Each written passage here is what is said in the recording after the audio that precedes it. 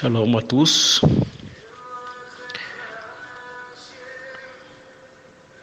Je parle de tous les Talmidim et Talmidot. Les Talmidim des États-Unis, mon frère le Rouge soit salué, mon frère John soit salué, et tous vos amis et vos sœurs. Je parle aussi de tous mes Talmidim, tous les Talmidim de Paris, d'Europe. Soyez salués, les Talmidim de l'Afrique du Sud, l'Afrique centrale, Cameroun, soyez salués. Alors, ce soir, je voulais déjà ouvrir les vannes un peu sur le Bereshit que nous avons pour cette semaine.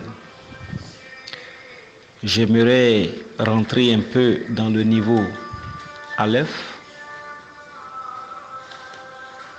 Donc, je vais commencer par Aleph et évoluer peut-être sur le Vav. Nous sommes dans le Sod, donc dans la profondeur de la parole. Ce qui est beaucoup caché de nature. Alors, notre texte, c'est la Genèse. Bereshit, c'est Genèse. Genèse, premier chapitre, et presque le premier verset. Genèse parle de la création. Le premier chapitre parle de la création. Et j'aimerais ce soir, n'est-ce pas, qu'on développe encore ce côté de Bereshit. Les années passées, l'an 2017, nous avons parlé des différentes parties. Nous avons parlé des différentes parties du corps. Hachem a créé l'être humain. Il a créé d'abord toutes choses. Et en 2017, nous avons dit que Hachem a créé l'homme à son image et à sa ressemblance. Mais disant créons l'homme à notre image et à notre propre ressemblance, il s'adressait à tout ce qu'il avait déjà créé. Et donc l'homme est formé de toutes les petites particules possibles de tout ce qui a été créé. Ainsi, dans le corps, on trouve l'eau, on trouve la terre, on trouve le vent, et on trouve tout ce que nous avons, tout ce qu'Hachem avait créé. On trouve donc les éléphants, on trouve l'éléphant, on trouve le lion, on trouve les serpents, on trouve toutes sortes de choses. Voilà pourquoi l'homme peut imiter les animaux. Et il aime porter souvent le nom d'animal parce qu'il veut devenir un héros quelconque. Alors, nous allons avancer un peu dans le cours. Donc, j'ai donné qu'on révise donc l'enseignement passé de Bereshit. Cette année, à l'an 2020, qui est donc l'an 5781. Nous allons donc développer encore Bereshit. Et nous allons nous focaliser toujours sur l'homme. Alors, Hachem créa l'homme de corps, d'esprit et d'âme. C'est là que nous allons un peu approfondir. Et corps, esprit et âme, tout ceci a été créé. La parole dit, la Torah dit que tout a été créé par la parole. Et c'est là qu'il faut qu'on décortique. Pourquoi est-ce que quand on prie pour quelqu'un, il y a des réactions sur son corps, sur sa vie, sur le physique et sur le spirituel? Pourquoi est-ce qu'on prie pour un malade inconscient et il guérit? Pourquoi on prie pour un problème et le problème se résout? Et Hachem dit, crois et tu verras. De la bouche de Rabbi Yehoshua. Alors, bien aimé, c'est ce que je veux un peu rentrer dans le fond. Je veux rentrer dans le fond, un tout petit peu. Hachem créa l'homme de corps, d'âme et d'esprit. Combiné à la phrase qui dit « Tout a été créé par la parole ». Le corps a 5 dimensions, à 5 niveaux, si on peut ainsi parler. Le corps physique a 5 niveaux. Il y a ce qui est dehors, qui est la peau. Il y a ce qui est la chair. Il y a les cavités où passe le sang et la nourriture. Il y a les os. Et dans les os, il y a la moelle épinière et le cerveau. Voici donc les 5 niveaux. À ces 5 niveaux sont attribués aussi 5 membranes spirituelles qu'on appelle esprit, qui enveloppent, qui sont emboîtés dans ces 5 niveaux. Donc chaque niveau a une enveloppe spirituelle, une enveloppe esprit, c'est-à-dire du vent. Quand on dit esprit, on dit ruah en hébreu, donc c'est du vent. Et enfin, nous avons l'âme qu'Hachem lui-même a envoyé à l'homme. Et c'est ce qui fait l'être humain, c'est-à-dire qu'il fait l'homme ou la femme. Toutes ces choses nous connaissons déjà. Et l'âme aussi a 5 niveaux. Il y a le niveau qui est dans la peau qu'on appelle le nefesh. Il y a le niveau qui est dans, n'est-ce pas, la chair qu'on appelle le ruah. Il y a le niveau qui est dans les cavités, les capillaires, la cavité, les vénules et autres, le sang donc, et l'intestin qu'on appelle le neshama. Et enfin, la partie dans les os qu'on appelle le chaya. Et maintenant, l'âme, le niveau de l'âme qui se trouve dans le cerveau et dans la moelle épinière qu'on appelle le yechida. Alors, récapitulant, la peau c'est nefesh. Donc les âmes progressent de l'extérieur vers l'intérieur. Donc il y a le nefesh, le ruah, le neshama, le chaya et le yechida. Toutes ces forces, c'est des forces, c'est du vent. Mais ces vents bien logés en l'être humain. Parmi ces 5 vents, il y a le 3e vent qu'on appelle le neshama qui lui te permet d'aller au village, d'aller partout et de circuler en songe, te permet de voir les choses en songe et qui peut être bougé, c'est-à-dire qui peut être déplacé par la pensée et ta volonté intérieure que tu gardes en toi, comme la pensée, les décisions spirituelles et autres. C'est pas là mon problème. Et maintenant, Hachem crée l'homme par la parole aussi, comme il a créé toutes choses par la parole. Il dit créons l'homme à notre image et à notre propre ressemblance. Et l'homme a été, et l'homme fut, comme on le dit. Mais il a créé la parole c'est quoi? On appelle davar, ou bien les paroles, devarim. Et les paroles, Hachem a parlé à l'humanité, Hachem a parlé à la terre, Hachem a parlé donc à tous ces éléments qu'il a créés. Il a parlé dans la langue que nous avons appelée la langue puissante, la langue vivante qu'on appelle araméen, ou bien son diminutif qu'on appelle l'hébreu, qui aujourd'hui est parlé. L'araméen et l'hébreu ont les mêmes alphabets. L'araméen et l'hébreu ont les mêmes alphabets. C'est ce qui a été légèrement déformé dans les autres langues qu'on appelle peut-être écriture arabe. Pour ceux qui connaissent que l'arabe.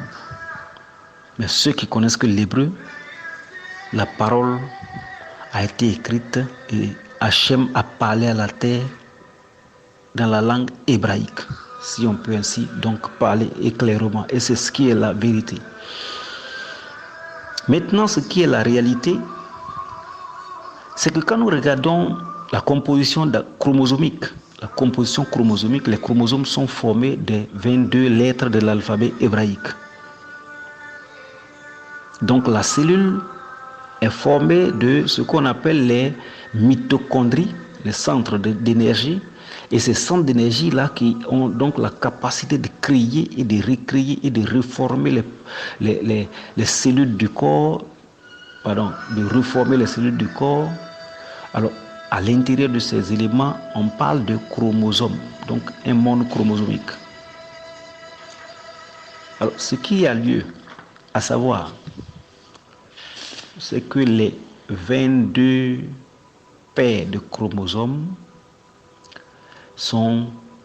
ne sont rien d'autre que les lettres hébraïques, les 22 lettres hébraïques à l'écriture cursive. Ce qui fait que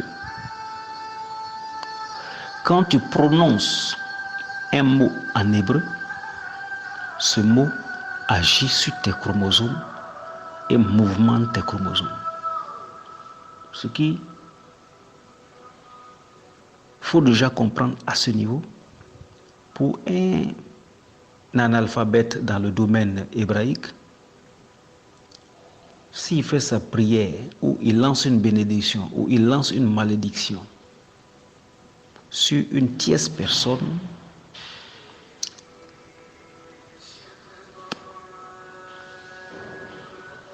l'âme ne parle que l'hébreu. L'âme adamique ne parle que l'hébreu. N'entend que l'hébreu, n'agit qu'en fonction des mots hébraïques qui l'ont utilisé qui a été utilisé pour sa formation, ou sa fabrication, ou son invention, ou sa création. Il s'avère que le Neshama, ou plutôt, il s'avère que le Sélem, qu'on appelle l'esprit de l'homme, qui est la deuxième partie à l'intérieur, son rôle principal, c'est la traduction. Si tu parles dans ta langue maternelle, l'esprit qui est en toi traduit ça à l'âme en hébreu. Si tu es adamique, je parle des problèmes et des cas adamiques. Parce qu'il y a l'homme adamique et il y a l'homme animal. Je ne parle pas d'abord du côté d'animal. Je parle de l'homme adamique. Il traduit la langue, la pensée que tu as en français ou en anglais ou en autre langue que l'hébreu. Il transforme et il traduit ça en hébreu. Et l'âme reçoit, et l'âme répond, et il retraduit maintenant dans la langue mère, soit français ou ce que tu as l'habitude de parler.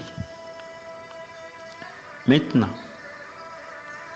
c'est le cas de tous ceux qui prient dans n'importe quelle langue pour leur guérison, pour leur délivrance, pour la délivrance de quelqu'un d'autre, pour la demande d'un quelconque bien, pour s'adresser à Hachem, il parle dans une autre langue. Et cela est traduit par le Sélem, qui est donc l'esprit de l'homme. Et ça rejoint l'âme. Et donc les chromosomes se mettent en mouvement pour se mettre en ordre. Par exemple, quelqu'un qui est malade, qui a une blessure à l'intérieur, quand tu pries pour sa guérison, la guérison de la plaie, il y a une transformation donc de la parole en hébreu et ça atteint l'âme. Et l'âme maintenant, les chromosomes, n'est-ce pas, l'ordre est donné à l'âme pour que les chromosomes de la cellule puissent se joncer et se mettre en ordre pour que la guérison vienne. Ça, c'est le mécanisme exact qu'Hachem a programmé pour l'être humain. Voilà pourquoi Rabbi Yeshua dit, crois que tu as ce que tu veux et tu l'obtiens. Voilà pourquoi quand tu finis de faire une prière, la guérison suit. Lorsque souvent même tu oublies que tu as prié pour tel. Mais dès que tu commences à mettre le doute, c'est que tu as envoyé la parole contraire La parole contrôle un produit du doute ou de la peur, tu conserves toujours ce lieu désorganisé. Ou bien le mal du corps, les cellules restent désorganisées et les cellules ne peuvent pas se reconstruire en temps réel. Parce que ta foi, la pensée que tu as émise, tu l'as annulée. C'est pourquoi quelqu'un qui doute, il se détruit. Quelqu'un qui a peur se détruit. Quelqu'un qui croit au contraire que je vais guérir, guérit. Parce que le mécanisme de la refabrication, n'est-ce pas, des chromosomes, de la réorganisation des chromosomes pour amener le corps à bien est déjà programmé. C'est le mécanisme de la création qui continue toujours par le mécanisme par la parole, par le mécanisme de la prière que nous faisons. Donc voici donc le système des chromosomes. En hébreu, nous qui prions en hébreu, ce que je vais me presser pour dire, c'est que nous devons prier et prononcer bien les lettres hébraïques. Car quand on prie en hébreu, on met de côté l'esprit qui est en nous, qui est le traducteur. Il ne traduit plus. Nous faisons un direct, comme on le dit, physique au spirituel. Donc nous prononçons directement la parole et le célèbre se met de côté. Le célèbre n'intervient plus. On saute l'étape du célèbre. Et on prononce les mots en hébreu et ça agit directement dans l'âme. Et l'âme maintenant agit directement sur le corps, donc sur les cellules.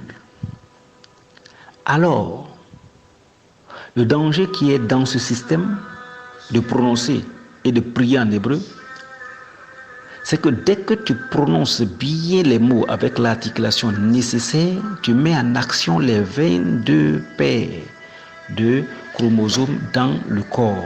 Et ça met de l'ordre et à la guérison et à la puissance et à l'effervescence et à la vie et ainsi de suite. Mais si le mot n'est pas compris et est mal prononcé, ça peut faire le contraire. Parce que tu es en train d'ajouter du faux à ce qui était créé et tu es en train de déformer. Voici le danger qui est présenté devant nous quand on prie en hébreu. Voilà pourquoi c'est pas bon de se presser de prier. C'est pas bon de prononcer parce qu'il faut prononcer. Ou bien, une autre solution, c'est de regarder les lettres et les mots avec les yeux sans rien dire, sans utiliser la langue, afin que l'âme capte directement les cellules, l'âme capte directement les lettres pour les amener directement à la cellule. Le célèbre est là, il ne traduit plus. Le célèbre est comme un avocat ou un traducteur, correcteur. Mais si tu l'as mis de côté, c'est qu'il faut être vraiment bien organisé. Organiser, ça veut dire, je prononce bien les mots, mot après mot, pour que ça agisse exactement dans l'ordre. Je mets les mots en ordre, je comprends les mots, je prononce bien les mots, j'ai donc le sens des mots, j'ai donc la conscience des mots et la conscience totale de la prière. Là, la prière a effet automatiquement sur l'âme et l'âme projette l'effet sur le corps. Voici en réalité ce qu'il y a. D'autres appellent ça les coups niveau vave. Les coups niveau vave, c'est pas les coups niveau aleph. C'est les coups beaucoup avancés, mais c'est la réalité physique. Moi, ce soir, j'ai donné les cours en fonction de côté physique. le côté physique de la réalité spirituelle. Beaucoup appellent ça la Kabbala. C'est ça. Mais le mot Kabbala fait effrayer et fait peur aux gens. Mais Kabbala veut dire réception. En fait, la réception, on parle de la connaissance venue d'Hachem. C'est la vraie Kabbala. Ce n'est pas du mysticisme. Mais c'est ce qu'il faut savoir. Quand on parle ici de Bereshit, au commencement au commencement Hachem créa. C'est le créa, c'est dans le mot créa que je suis en train d'expliquer. Et dans le mot créa, il a dit créons l'homme à notre image. Et la parole dit, c'est-à-dire que Hachem a créé, et tout ce qui a été créé par la parole. Voilà pourquoi les clés qu'on appelle l'alphabet hébraïque, je suis en train de les dévoiler. Chaque fois que tu prononces un mot, si tu as prononcé le mot Tav, les chromosomes Tav qui sont dans le corps sont excités et émettent leur capacité et leur pouvoir d'organisation.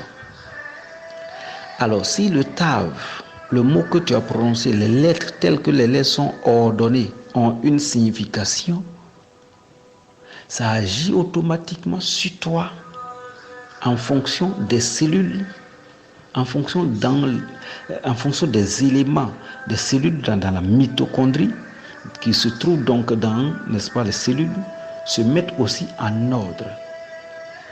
Mais si tu dis un mauvais mot désorganisé, alors tu désorganises ton système. Parce que tous les taves, tous les iodes et autres qui sont donc dans le corps peuvent jouer autrement. C'est-à-dire le mot est réorganisé négativement, peut-être. C'est-à-dire ou bien un mauvais effet. Excusez-moi.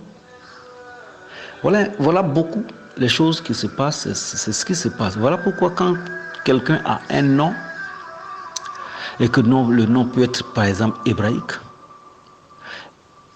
si le nom est chaque fois prononcé, les lettres hébraïques qui composent le son de ce nom se mettent en action. Et si ce nom-là signifie la gloire, ou bien le soleil, ou bien la santé, ou bien l'homme vivant, ça ne fait que agir dans ce sens et tu deviens ce qui est sorti de la bouche. Voilà pourquoi la Shonacha et l'Aïnacha, c'est pas, il faut fuir. La bouche des hommes, la bouche des êtres, il faut fuir parce que chaque fois qu'on va te critiquer ou chaque fois qu'on va avoir le mauvais œil et l'autre va avoir de mauvaises pensées sur toi, les mauvais regards, ça joue sur toi, ça te désorganise, ça désorganise ton système. Voilà pourquoi chaque fois il faut prier et ne pas rater tes prières qui neutralisent la shonacha, c'est-à-dire les critiques, et qui neutralisent aussi les mauvais regards. La foi, la parole a son effet. C'est pourquoi les sages disent que la Nara et même la shonacha, c'est eux qui envoient les 90% de maladies et de problèmes sur terre dans la vie d'un être. Toute fonction est basée sur la parole. Nous prions en hébreu, on doit faire très attention. Ne prenons pas l'envie de prier en hébreu, mais il faut savoir et il faut articuler les mots. Si tu connais bien le texte et que tu as l'habitude d'articuler normalement, tu peux passer à une vitesse supérieure parce que ta conscience sait et connaît chaque mot. Ça peut avoir effet. Mais si tu ne connais pas le mot et que toi tu veux aussi aller vite, Tandis qu'il y a 2 ou 3 mots dans la prière, tu chevauches chaque fois en mal prononçant, tu ne fais que faire les calmes. Un test de prière est comme un train qui démarre, ou bien un système d'engrenage. Si un seul pion de l'engrenage saute, tout l'engrenage est mis à zéro, ou bien est nul, ou bien produit des dégâts. Il faut comprendre les choses comme ça. Soit tu pries dans ta langue que tu connais et que tu comprends bien, et le célème qui est en toi traduit à l'âme et ça a un produit propre, ou bien tu prends ton engagement, tu laisses le célème de côté, tu pries en hébreu ou en arabe. Pour ceux qui prient en arabe, ils le font. S'ils le font aussi proprement, c'est bien. Tu pries en arabe ou en hébreu, mais correctement, bien prononcé, avec la conscience présente, avec les articulations comme il se doit, comme je le dis, bien prononcé, et comprendre le sens des mots, comprendre la conscience des mots.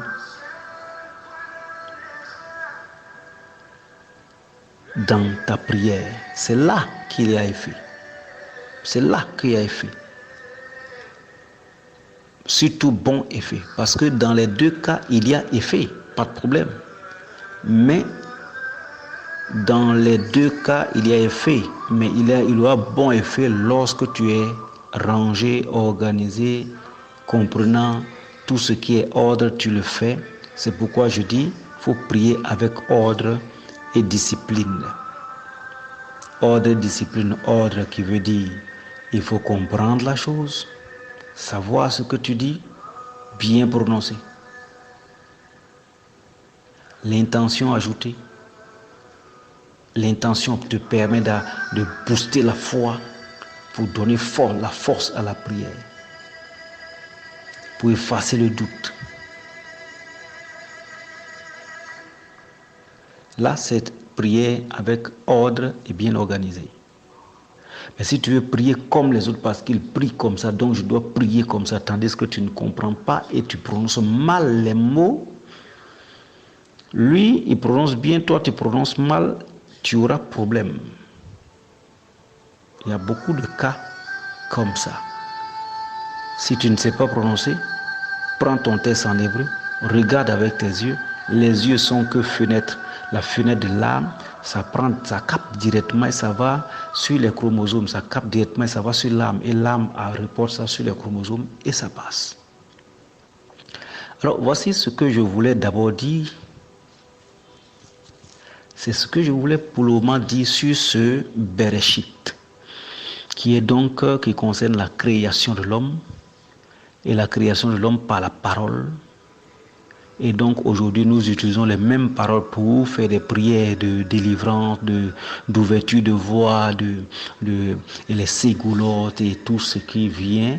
On utilise la prière pour annuler la force du mal, pour arrêter l'œuvre de la force du mal, pour guérir, pour la guérison de nos frères et sœurs et toute autre chose.